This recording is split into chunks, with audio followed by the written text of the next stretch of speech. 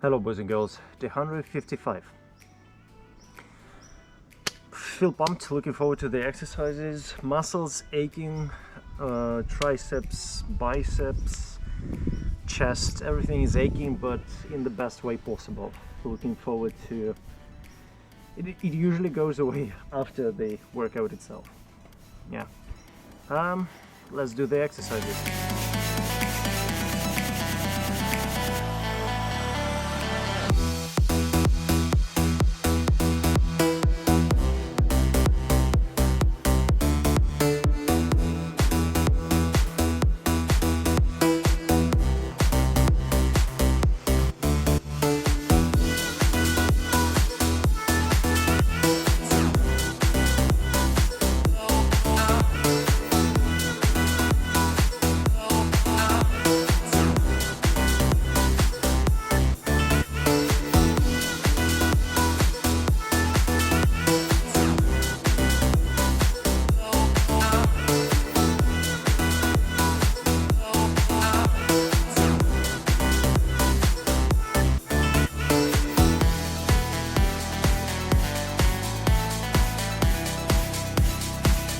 Finished the workout.